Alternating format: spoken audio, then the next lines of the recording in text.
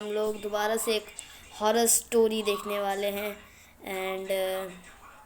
And जैसा कि स्त्री का अभी पार्ट 2 नहीं आया, लेकिन वो भी आ जाएगा, मैं भूल गया था। एंड स्कैरी पंपकिन जिनकी हम वीडियो देखने वाले हैं, उनको भी हैप्पी दिवाली। लेट हो रहा है लेकिन फिर भी। तो चलिए वीडियो स्टार्ट करते हैं। भाई बेबी एंट्री। हाँ, ये देखो अमर भी है मेरे साथ। चलो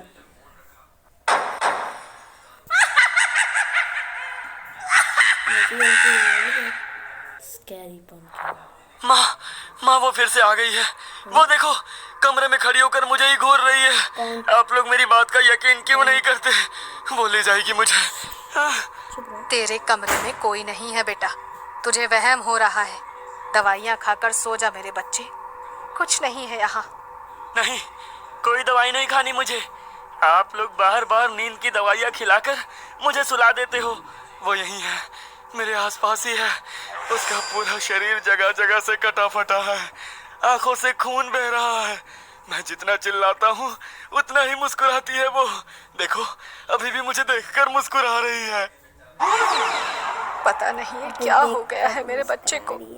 जरूर कोई बुरी आत्मा है जो इसे दिखाई दे रही है। मैं आज ही इसके लिए बड़े पंडित जी के पास जाकर धागा बनवा कर लाती हूँ। विनेश की माँ माधुरी बेटे की बिगड़ती हुई हालत को देखकर बहुत परेशान थी। इसलिए उसी दिन वो बड़े पंडित जी के पास जाती है और एक धागा लाकर अपने बेटे की बाजू में बांध देती है। विनेश के अचानक से बदलते हुए व्यवहार को कोई नहीं समझ पा रहा था। उसे अपने आसपास कोई ऐसी लड़की दिखाई दे रही थी जिसे परिवार में बाकी कोई भी नहीं देख पा रहा था। रात का समय था। विनेश अपने कमरे में आराम कर रहा था। आधी रात के समय विनेश की छोटी बहन रिंकी को प्यास लगती है और वो पानी पीने के लिए रसोई की तरफ जाने लगती है। अचानक ही उसे भाई के कमरे से कुछ अजीब सी आवाजें सुनाई देती है। उन आवाजों को सुनकर रिंकी घबराकर विनेश के कमरे के दरवाजे पर जाती है, लेकिन दरवाजा अंदर से बंद था। वो दौड़कर कमरे की खिड़की पर पहुंचती है तो देखती है सामने उसका भाई बालकनी की मुंडेर पर खड़ा हुआ नीचे देख रहा है। अचानक वो मुड़कर अपनी बहन की तरफ देखता है। उसके चेहरे पर एक भयानक सी मुस्कान थी जिसे देखकर रिंकी का दिल दहल गया था। इससे पहले कि रिंकी कुछ कर पाती, विनेश वहां से नीचे कूद जाता है। एक क्षण के लिए रिंकी की आंखों के आगे अंधेरा छा गया था।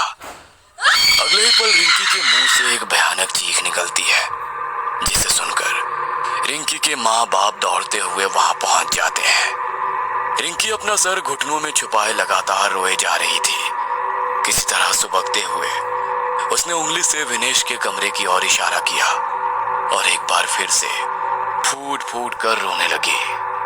कुछ पलों में विनेश के साथ हुई अनहोनी के बारे में घर में सभी लोग जान चुके थे और चारों ओर अफरा तफरी मच गई थी।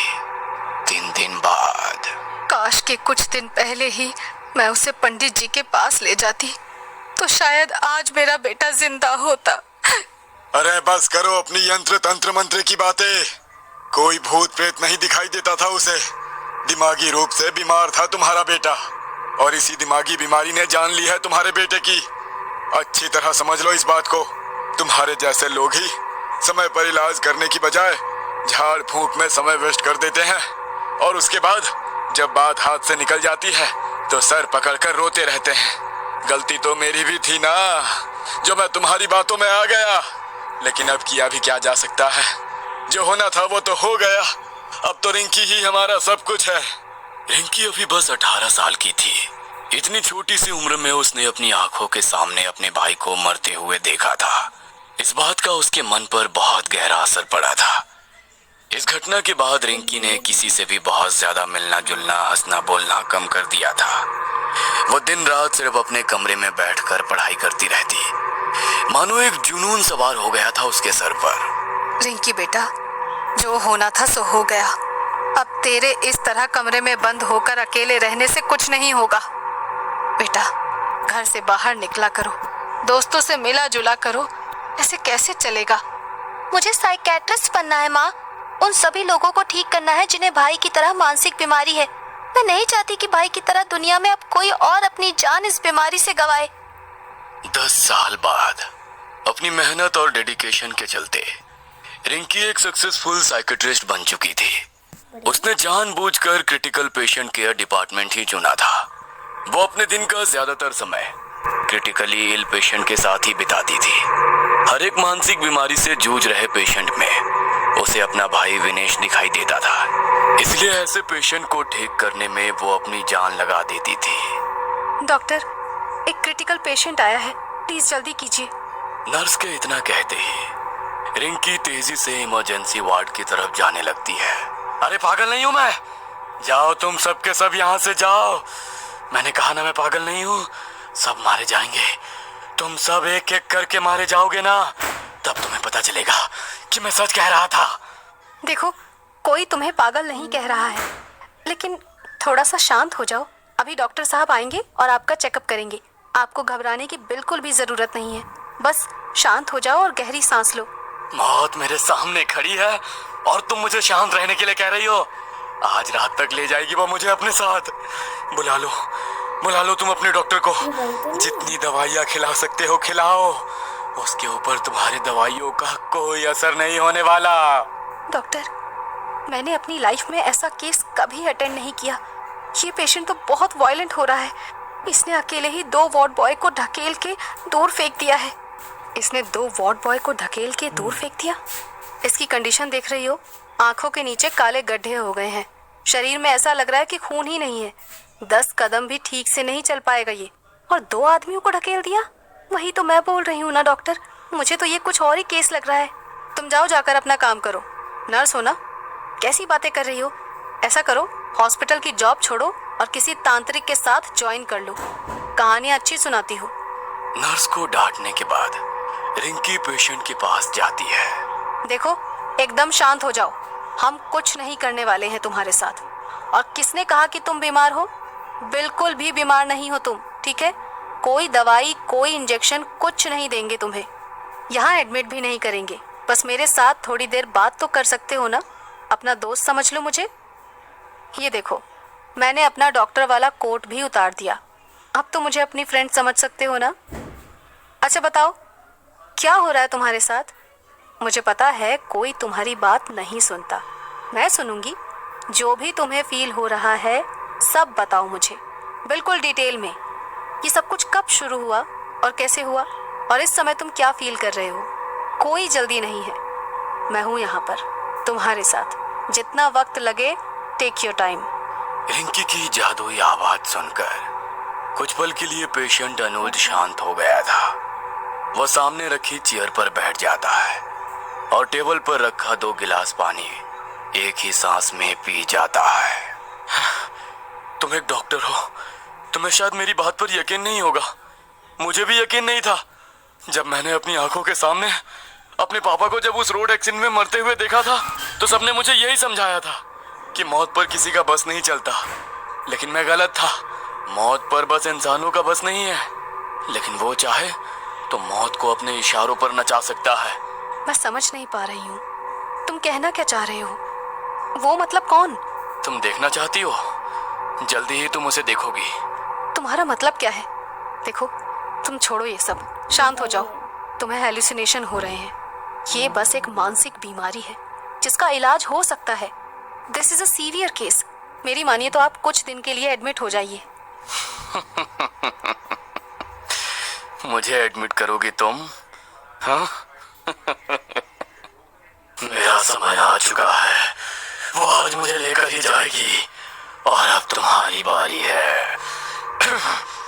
इतना कहकर अनुज कांच के गिलास को टेबल पर दे मारता है और उसके नुकीले सिरे से एक ही झटके में अपनी गर्दन को मुस्कुराते हुए काट देता है।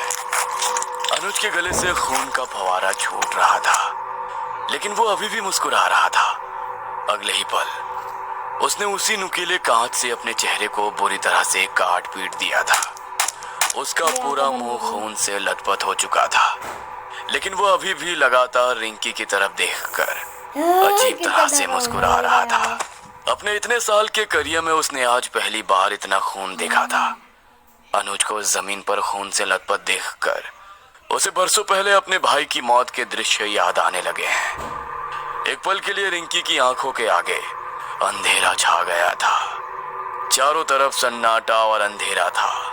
अगले ही पल उसे मध्यम सी रोशनी में जमीन में खून से लथपथ अपना भाई विनेश पड़ा हुआ दिखाई देता है, जिसे देखकर वो कांप उठती है। रिंकी की आंखें खौफ से फटी हुई थी। हकलाते हुए वो विनेश को जोर जोर से हिलाने लगती है। भैया, विनेश भैया। जमीन पर पड़ा हुआ विनेश अपनी आंखें खोल देता है और उसके खून से सने चेहरे पर एक डरावनी मुस्कान दिखाई देती है, जिसे देखकर रिंकी डर कर पीछे हट जाती है। अचानक ही नर्स और वार्ड बॉय कमरे के अंदर आते हैं और अनुज को खून से लथपथ देखकर डर जाते हैं। डॉक्टर आप ठीक तो है ना? आपके ऊपर हमला तो नहीं किया ना उस पागल ने? नहीं, मैं ठीक हूँ, तुम परेशान मत हो। अभी कुछ देर पहले घटी सारी घटना एक के बाद एक उसकी आंखों के सामने घूम रही थी। बार बार उसे अनुज और विनेश के खून से सने मुस्कुराते चेहरे नजर आ रहे थे, जिसके कारण वो बहुत असहज महसूस कर रही थी। रिंकी खुद को संभाल नहीं पा रही थी। हॉस्पिटल से निकलकर वो सीधा अपने घर पहुंचती है और फिर एक कप कॉफी पीने के बाद सीधे अपने बिस्तर पर पहुंच जाती है। पीने के बाद सो रही है। कुछ ही देर बीता होगा कि उसे दरवाजे की घंटी बजने की आवाज सुनाई देती है। रिंकी दरवाजा खोलती है तो वहां उसे बस एक छोटा सा लिफाफा दिखाई देता है। ये कौन रख गया है? ना नाम है ना पता है। स्ट्रेंज।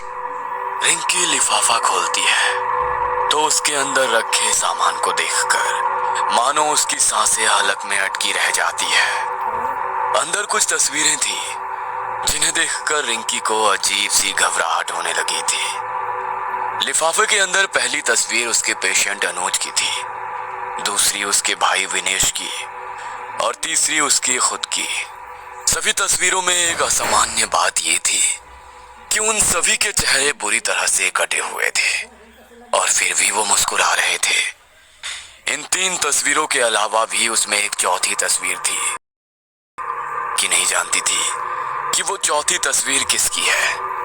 मनोवैज्ञानिक होने के बावजूद रिंकी को महसूस हुआ जैसे डर से उसके हाथ पांव ठंडे पड़ रहे हैं। अपने हाथों को आपस में रगड़ते हुए वो फ्रिज से दूध निकालकर एक बार फिर कॉफी बनाने लगती है।